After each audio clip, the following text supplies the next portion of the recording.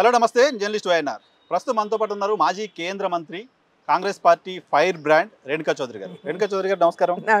Fire brand అనే పదం first మీతోటే నాకు తెలిసి, తర్వాత ముందు తర్వాత చాలా మంది వచ్చారు, బట్ ఫస్ట్ మీతోటే స్టార్ట్ అయ్యారు. ఏమో అది అలా బిరుదుగా భావించుకొని నేను ఇప్పటికీ అది అతికింది అట్లనే.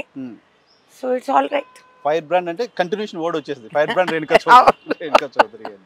సో ఇప్పుడు దేశంలో ప్రధానమైన ఇష్యూ రామ మందిర్ నిర్మాణం జరుగుతున్న ప్రక్రియను Congress party తప్పుపడుతోంది. Congress party రాకపోవడాన్ని Bharatiya Janata party తప్పుపడుతోంది. మీ పర్సెప్షన్ ఏంటి రామ మందిర్? ఏమండి, నా పర్సెప్షను భగవంతుడిని మతాన్ని దురుపయోగం చేసుకుని, ఏ మతమైనా సరే దురుపయోగం చేసుకొని సడన్లీ బీజేపీకే హిందూ సనాతన ధర్మానికి పేటెంట్ రైట్ ఉంది అని వాళ్ళు చేసుకుంటే ప్రకటన పచ్చి అబద్ధం, అసహ్యం, విరక్తి పుట్టిస్తుంది నాలో. నా దేవుణ్ణి నేను దైవంగా నేను పూజించుకోవటమో ఆలోచించుకోవటమో నా హృదయంలో ఉంటారు.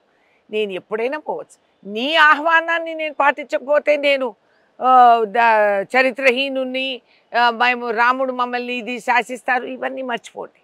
మూఢనమ్మకాలని మీరు ముడివేసి మీరు మాట్లాడే నాన్సెన్స్ మేము ఎవరం కూడా నేను కాంగ్రెస్గా మాట్లాడటం లేదు. నేను ఒక మహిళగా భారతదేశంలో ఉన్న భారతీయురాలుగా, అదేవిధంగా ఒక ఆడమనిషిగా, ఒక హైందవ స్త్రీగా నేను చాలా గర్వంగా చెప్పుకుంటాను, ఐఎమ్ అ హిందూ. కానీ నువ్వు నాకు సర్టిఫికెట్ ఇస్తావా? Who are you? శంకరాచార్యులే విగ్రహ ప్రతిష్ట గుడి కట్టడం పూర్తి అవ్వకముందు చేయకూడదు. మరి ఎందుకు ఈ సిద్ధాంతాలు అయితే? ఇప్పుడు పెద్ద ప్రోగ్రెసివ్గా వాళ్ళు బ్రాహ్మణులు కాబట్టి ఇంకెవరు చేయకూడదు అని అన్నారు కాబట్టి అని కథలు చెప్తున్నారు. అయితే తీసేయండి ఇవన్నీ. మరి గుళ్ళో ఎందుకు బ్రాహ్మణులు? అట్లయితే నీ ఇంట్లో పూజలకి పునస్కారాలకి వాళ్ళు ఉపయోగపడతారు. ఇప్పుడు కావాలంటే కన్వీనియంట్గా వాళ్ళు ఉండకూడదని చెప్తారు. వద్దు, తీసేయండి. ఈ బ్రాహ్మణికల్ ఇదే తీసేద్దాము. తీసేయండి, మీకు సత్తా ఉంటే తీసేయండి. మీరు భయపడి మీటింగ్ ఈ కార్యక్రమానికి వెళ్ళట్లేదా? ఏం దేనికి భయపడాలి? మేము దేవుడితో భయపడాలి కానీ ఈ మొహాలతో మేమే. దేవాలయం ఓపెనింగ్ కి ప్రాణ ప్రతిష్ఠ చేస్తుంటే పిలిస్తే వెళ్ళడానికి ఏంటి నష్టం? ఏం నష్టం కాదు, కష్టం. ఎందుకు? వాళ్ళు పిలిస్తే నేను వెళ్ళనక్కర్లేదు. నా దేవుడిని నేను పూజించుకోవాలంటే నాకు ఆ స్వేచ్ఛ ఉండాలి. నేను నా ఇష్టం వచ్చినప్పుడు నేను వెళ్ళాలి. నేను వెళ్ళగలిగే హక్కు అధికారం నాకు ఉంది. కాబట్టి దాన్ని అరికట్టి మేము ఆహ్వానిస్తే మీరు రావాలనేది ఈ పద్ధతి ఐ డోంట్ లైక్. మిగతా కమ్యూనిటీలకు సంబంధించిన ఓట్లను సాధించడం కోసం, వాళ్ళని సాటిస్ఫై చేయడం కోసం కాంగ్రెస్ పార్టీ ఇటువంటి డ్రామాలు ఆడుతోంది. BJP version. మీరెందుకు డ్రామాలు ఆడటం లేదు? మరి మీరు ఎవరికి డ్రామాలు ఆడుతున్నారు? మీ ఓట్ బ్యాంక్ ఏది కావాలి? ఓన్లీ హిందూ ఓట్ల మీద మీరు గెలుస్తున్నారా? అంటే you don't need other communities.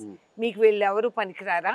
మరి వీళ్ళెవరు పనికిరారని అనుకున్నప్పుడు వదిలేయండి. మరి నిర్మమాటంగా చెప్పండి, మాకు హిందూ ఓటే కావాలి అని చేపించుకోండి. ఎవరు వద్దన్నారు? హిందువులు ఏమంత బేవకూఫులు కాదు, అర్థమైందా? మేము హారతి తీసుకుంటాము, మేము అన్నీ చేస్తాము, ఓటు వేసుకుంటే చోట వేసుకుంటాము. అంత దౌర్భాగ్యం కాదు సార్ హిందూస్కి. మీరు చెప్పిన ఇషారా మీద భగవంతుడి పేరు మీద మేము ఓటు వేయాలంటే అయ్యే పని కాదు. మీరు ఇప్పుడు ఈ కాంగ్రెస్ పార్టీ కార్యక్రమానికి వెళ్ళకపోవడం ద్వారా హిందువుల ఆగ్రహానికి గురవుతామనే భయం కాంగ్రెస్ పార్టీ లేదా? ఎందుకు మాకు భయం ఏంటి? మాకు భద్రాద్రి రాములు వారు ఉన్నారు. ఇది పౌరాణిక గుడి దేవాలయం. సీతమ్మని ఇక్కడ పెట్టారు. పర్ణశాలలో ఆమె పూజ చేసుకున్న దేవాలయం ఇంకక్కడ నిలబడి ఉంది. చరిత్రలో మాకు ప్రూఫ్తో పాటు ఈ తెలంగాణను సృష్టించి ఆశీర్వదించిందే భద్రాద్రి రాములు వారు. ఇక్కడ భక్త రామదాస్ వేసిన పన్ను, ఇవన్నీ చరిత్రలు ఇక్కడ ఉన్నాయి. అక్కడేముందండి? అయోధ్య రాములు వారు వచ్చేసి వీళ్ళెవరూ కనపడలేదా? అంటే అయోధ్య రాములు వారు వస్తే భద్రాద్రి రాములు వారు విలువ లేదా? అంటే మేము ఇక్కడికి వెళ్ళి పూజించేది వర్తించదా? అంటే మేము ఇక్కడికి వెళ్ళకూడదా? ఏంటి? What is this? కొత్త కొత్త కథలు పుట్టిస్తున్నారు సనాతన ధర్మలో. This is nonsense. నేను నిర్మోహమాటంగా ఖండిస్తున్నా. ఇది తప్పు. మా దగ్గర గుళ్ళు ఉన్నాయి, మా దగ్గర మేము పూజలు చేసుకుంటున్నాము. మేము కూడా 22వ తేదీన అయోధ్య రాములు వారికి ఇక్కడ నుంచి మేము పంపిస్తాము. మా ముత్యాలు మాకు తలంబ్రాలు ఉన్నాయి, యావత్ ప్రపంచం పంపిస్తాం మేము. ముత్యాల తలంబ్రాల్లో సాంగ్యానికి అంత తీసుకొని మిగతా తలంబ్రాల్లో కలుపుతారు. సీతమ్మ మంగళసూత్రాలు ఉన్నాయి అక్కడ, చాలా మంది అవి చూపించుకొని ఆ విధంగా చేపించుకుంటారు. మరి ఇదంతా మేము ఏం చేయాలండి? గంగలో కలపాలా? దేశంలో ఉన్న చాలా సెక్యులర్ పార్టీలకు లేని ఇబ్బంది ఒక కాంగ్రెస్ పార్టీకి ఎందుకు వస్తుంది అని? ఎందుకంటే సెక్యులర్ పార్టీల్ని కాపాడేది, సెక్యులర్ విధానాల్ని కాపాడుకునేది మా బాధ్యత, రాజ్యాంగం బాధ్యత. ఆ బాధ్యత తెలిసిన వారే. మేము రాములు వారు వద్దు అని మేము అంటలేదు. మేము శ్రీరాములు వారిని కాదు మేము అనేది. మేము అనేది ఈ పాలిటిక్స్ వద్దు, ఈ నాన్ సెన్స్. దానికి మేము లొంగి కట్టుబడిగా మేము మిగతా వాళ్ళు ఓట్ల కోసం మేమేం అడగటం లేదు. అందరూ రాములు వారిని గౌరవిస్తారు. ఏ విధంగా మా ఇంట్లో క్రిస్మస్ చేసుకుంటాము, ప్రతి సంవత్సరం మా సర్వెంట్స్ని అడగండి, బయట వాళ్ళు ఎవరు రాకపోయినా నేను చిన్న లైట్లు వేసుకుంటాము, డెకరేషన్ చేస్తాము, చెట్టు తెస్తాము, గిఫ్ట్లు ఇస్తాము. మా పని వాళ్ళందరికీ గిఫ్ట్లు ఇస్తాం. నా గోత్రం మారదు, అర్థమైందా? మా ముస్లిమ్స్ నా ఇంట్లో నాకు నా పని వాళ్ళు 3-4 నాకు ముస్లిమ్స్ ఉన్నారు. మేము ఈద్ కూడా చేసుకుంటాము. మేము వాళ్ళు నాకు బిర్యానీలు ఇస్తారు, నేను వాళ్ళకి ఈదీలు ఇస్తాము. ఇది నా చిన్నప్పుడు సాంప్రదాయం, నా సంస్కృతి. దాంతో నేను హిందూ తక్కువగా అవ్వను, పెరుగుతాను. ఎందుకంటే హైందవ ధర్మం నేర్పించేది అది. నీ భుజస్కంధాల్లో ఆ శక్తి బలం ఉండాలి, అందరినీ కలుపుకొని ముందుకు తీసుకెళ్ళగలిగేది. ఎవరిని ద్వేషించాల్సిన అవసరమే లేదు. అంత బలహీనులు కాదు మేము. లేదు, మీరు కార్యక్రమం చేసేది పొలిటికల్ పార్టీగా మీకు మీ డిపార్ట్మెంట్ కాదు అది. Who is prime minister to do this? Who is he? అక్కడ ఉన్న అయ్యవార్లు, అక్కడ ఉన్న సంస్థ వాళ్ళు చేస్తారు యథాప్రకారంగా. తిరుపతి దేవస్థానంలో నేను వెళ్ళి చేసేదా? ఏం మాట్లాడతారండి? అక్కడ లక్షల కోట్లాది మంది నార్త్ ఇండియన్స్ అందరూ వస్తారు ఇక్కడికి. తిరుపతి దేవస్థానంలో కళ్యాణానికి ముఖ్యమంత్రి వెళ్ళి పట్టు వస్త్రాలు ఇస్తారు. అవును, ఇస్తారు. ఏ మతమైన అది, that is the greatness of being Hindu. Modi వెళ్ళడానికి కూడా అలా ఎందుకు చూడలేకపోతారు? అక్కడ సాంప్రదాయం లేదు కాబట్టి మీరు ఇప్పుడు సృష్టిస్తున్నారు. భద్రాద్రి రాములు వారికి కూడా ఏ మతం ముఖ్యమంత్రి అయినా కూడా వస్త్రాలు ఇవ్వటం సాంప్రదాయం.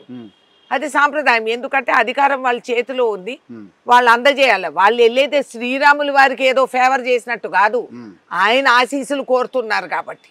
అక్కడ వెళ్ళి అడుక్కుంటాం. పేదవాడు బయట అడుక్కుంటాడు, ఉన్నవాళ్ళు లోపల వెళ్ళి దేవుడిని అడుక్కుంటాం. అడుక్కోవటం అందరికీ అలవాటే. కాబట్టి ఇది ఏదో రాములు వారికి ఫేవర్ చేసినట్టు హలో, అది మర్చిపోండి. That is not a favour. శాపం తగులుతుంది. రాములు వారిని ఈ కించపరిచి ఇంత తక్కువ స్థాయికి ఆయన వైభవాన్ని, ఆయన ప్రతిష్టని అన్నిటినీ మీరు పాడు చేసి ఈ ఆర్గ్యుమెంట్లోకి తీసుకొచ్చి రాములు వారిని ఏదో ట్రేడింగ్ కమోడిటీగా మీరు చేసుకొని ఓటు బ్యాంకు కోసం మీరు తపన పడుతున్నారే, ఆ శ్రీరాములు వారే మీకు బుద్ధి చెప్తారు. ఎవరికి శాపం ఇస్తారు శ్రీరాములు? దాన్ని పొలిటికల్ ఈవెంట్ గా మార్చింది బీజేపీ కాబట్టి శాపం ఇస్తారు మీరు చెప్తున్నారు. ఆ ఈవెంట్ కి అసలు కాంగ్రెస్ పార్టీ రావట్లేదు కాబట్టి మేము ఆ ఈవెంట్ కి మేము ఎందుకు రావాలి సార్? మా ఇంట్లో రాములు వారు ఉంటే అరే ఇది భలే ఉందే, అయోధ్యలో రామాలయ నిర్మాణం అనేది. హలో, మా దగ్గర భద్రాచలంలో రాములు వారు ఉన్నారు, వాళ్ళు గౌరవించారా? చెప్పండి, మీరు చెప్పండి, మీరు చెప్పండి. ఎప్పుడన్నా వచ్చారా ముఖ్య రాములు భక్తులు? అమిత్ షా ఓటు కోసం వచ్చినాడు, మోదీ గారు 30 సార్లు ఇక్కడ తిరిగినారు, ఆయన పేరేంది యోగి గారు ఇక్కడికి వచ్చినారు, మరి ఎవరు పోలేదే? ఎవరు? ఇంత పౌరాణిక రాములు, ఇంత ప్రతిష్ట ఉన్న గుడి, అంత పౌరాణిక హిస్టరీ ఉన్నది, వీళ్ళు ఎవరు పోలేదే ఇక్కడ. మరి వీళ్ళు చరిత్రహీనులా? మేము అట్లా అనుకోము, మీరు బలహీనులుగా భావిస్తున్నాం. మీ పైన గతంలో నరేంద్ర మోడీ గారు చేసిన కొన్ని వ్యాఖ్యలు కూడా చాలా పెద్ద కాంట్రవర్షియల్, కేసు కూడా పెట్టినట్టున్నారు మీరు బహుశా ఆయన పైన. సో ఈ సందర్భంలో వాటిని గుర్తు చేసుకోవాల్సి వస్తే ఆయన చాలా వ్యసనపడిపోయారు. ఎవరో ఆయన్ని రావణాసుడు అన్నారని. అప్పుడు నేను ట్విట్టర్లో పెట్టా, బాధపడక అన్నా అని. అంతే కదా, అన్నగారు బాధపడకండి, రాఖీ రోజు వచ్చి కడతాను. నాకు నువ్వే కదా అన్న, మరి నువ్వు నన్ను పిలిచిన పేరు ప్రకారంగా నీకే నాకు చుట్టరికం వచ్చింది. సో ఈజ్ మై బ్రదర్, నేను వెళ్ళి రాఖీ కడతాలే ఒకరోజు. కాబట్టి ఒక దేశ ప్రధానమంత్రి మహిళని గౌరవించకుండా పార్లమెంటులో ఆయన చేసిన వ్యాఖ్యలు నన్నే కాదు, సోనియా గాంధీ గారిని అన్నారు, ఇతర లేడీస్ని అన్నారు. ఈ మధ్య కాలంలో మౌవా మొయిత్రాని ethics, so called ethics committee, వాళ్ళు స్వయంగా ఎథిక్స్ స్పెల్లింగ్ తెలియని వాళ్ళు ప్రశ్నించి ఆ విధంగా ఆ పిల్లని ఏడిపించి అన్ని విధాలుగా. కానీ I'm hats off to Mahua, తను నిలబడి షీఈస్ ఫైటింగ్ బ్యాక్.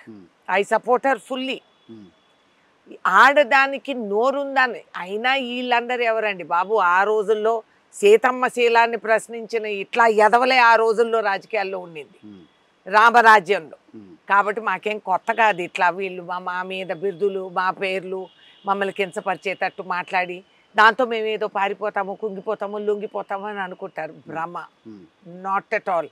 ఏ విధంగా సీతమ్మ శ్రీరాములు వారిని నిలేసి నువ్వు నన్ను అవమానించినందుకు నేను అగ్ని పరీక్ష చేసి నా సాక్ష్యాధారాలు ఏర్పాటు చేసి నా తల్లి వసుంధర దగ్గరికి వెళ్ళిపోతాను, వెళ్ళి లవకుశల్ని కని ఆయన గుర్రం నాడిని పట్టుకొని సవాలు చేసి పిల్లలు మా బాధ్యత అంతే. పిల్లల్ని పెంచి ఈ దేశ గౌరవాన్ని పెంచేటట్టు వాళ్ళని పెంచుకుంటే మా గొప్పతనం. వీళ్ళు చెప్పే వాక్యాలకి మేము లొంగిపో. ఓకే, సో మొత్తంగా రామ మందిరం అనేది మీకు రాజకీయంగా నష్టం చేయదు? I don't think so. Hindu అని హిందుత్వ లేదు అసలు. హిందూయిజంలో దేర్ ఇస్ నథింగ్ లైక్ హిందుత్వం. నేను కంఠపాతంగా చెప్తున్నాను. మీరు సనాతన ధర్మాన్ని భావించే వాళ్ళు నిజంగా చదువుకున్న వాళ్ళు, if you are educated, education is not literacy. అంటే ఏలు ముద్ర లేకుండా సంతకం పెట్టే సంతోషం పడేది కాదు. ఎడ్యుకేషన్ అనేది every minute evolution, mind evolution. ఈ ఎవల్యూషన్ మనం పెంచుకుంటూ పోయి ఈ విధంగా మనము చేయగలిగి మనం ఒక ఆలోచన విధానానికి వచ్చి అన్నీ కూడా గమనించి గ్రహించి సమాజానికి న్యాయం, సమాజానికి ప్రగతి, ఒక మంచి ఏర్పాట్లు చేసేదానికి మనం పూనుకున్నామంటే that is education. Raja Rammohan Roy ఏం ఊహించుకొని ఆ రోజు బాల వివాహాలు తొలగించి విడో రీమ్యారేజ్లు అని అన్నారు. ఆ రోజు అటువంటి వాళ్ళని క్షీణించింది సమాజం. తిట్టారు, ఏలెత్తి పొడిచారు, బతకాలని అనుకున్న ఆడదాన్ని కించపరిచారు. మీరు అసలు హిందుత్వ లేదు అంటున్నారు. మానవత్వం హిందుత్వం రెండు వేరు వేరు కాదు, రెండింటికి పెద్ద తేడా లేదు అనేది. నో వర్డ్ లైక్ హిందుత్వ. మానవత్వం బీజేపీ పర్సెప్షన్. మానవత్వం అనేది సనాతన ధర్మం నేర్పించింది. వీళ్ళేంది నేర్పించేది ఇప్పుడు కొత్తగా పెట్టిన చాప్టరా? హిందుత్వం వేరు కాదు అనేది వాళ్ళు చెప్తే ఎట్లా? How are they? వాళ్ళకి పేటెంట్ ఉందా? హిందూయిజం మీద వీళ్ళ పేటెంట్ ఉందా? వీళ్ళకి పేటెంట్ రైట్ ఉందా? గుడ్డిగా నాకు అసలు ఆశ్చర్యం. మా ఫ్రెండ్స్, నాతో చదువుకున్న నా కజిన్స్ కూడా అంత బ్లైండ్గా పిచ్చి పిచ్చిగా వాడు మెప్పు కోసం వీళ్ళు దీనికోసం అందరూ ఎగబడి ఓహో హాహా అని ఈ విధంగా చూసారా అంటే మీ చుట్టూ ఉన్న వాళ్ళని కూడా ఇన్ఫ్లుయెన్స్ చేస్తున్నారు, వాళ్ళు ఎడ్యుకేట్ అవుతున్నారు అనుకోవాలి. నేను వాళ్ళు ఇన్ఫ్లుయెన్స్ చేసేది కాదు, వీళ్ళు లొంగేది నేను ప్రశ్నిస్తున్నా. ఇట్లా ఎవరో నాటకాలు చేసేవాళ్ళు చాలా మంది వస్తారు సమాజంలో. ప్రతి సమయం ఒక సమయానికి always they will be interventions because growth is dynamic, not static. ఈ డైనమిక్ దీంట్లో మార్పు అనేది ఒకటి వస్తుంది. వచ్చినప్పుడు ఎదుర్కోవాలి. ఎదుర్కొన్న సమయం మీరు ఇప్పుడు కోడల్ని కాల్చేది అత్తగారే అని చెప్పేవాళ్ళు మమ్మల్ని. ఈ కాలం అత్తగారి చదువు నేర్పించాం. ఆర్థిక విధానాలు, శక్తి, కొడుకు కంటేనే నీకు గుర్తింపు ఉంది అనేది కాదు, కూతురు కంటే కూడా అంతకంటే గొప్ప గుర్తింపు. మా ఫాదర్కి 3 కూతుర్లు మేము. I think he has done the most brilliant thing. నాకు ఇంట్లో అన్న తమ్ముళ్ళు లేకపోవటంలో నేను స్వేచ్ఛగా పెరిగాను. లేకపోతే మమ్మల్ని పోల్చేవారు. నువ్వు అన్న వచ్చి చేస్తాడు, ఇది ఆడపిల్ల చేసే పని కాదు, తమ్ముడు వచ్చి చేస్తాడు. ఈ కథలు మా దగ్గర లేవు. మేము చాలా స్వేచ్ఛగా పెరిగాను నేను. కాబట్టి ఈ మార్పు అనేది మనం తీసుకొచ్చినప్పుడు సమాజంలో కొన్ని ఎదుర్కోవాలి. You have to educate. That is education. నువ్వు ఆ మార్పుని తీసుకొచ్చి సమాజంలో అందరికీ అమలు అయ్యేటట్టు. ఇప్పుడు మేము ఒక చట్టాన్ని తీసుకొస్తామండి. ఈ చట్టంలో అన్ని కులాలు, మతాలు, అన్ని వర్గాలు అందరికి కూడా ఆ చట్టం వర్తిస్తుంది.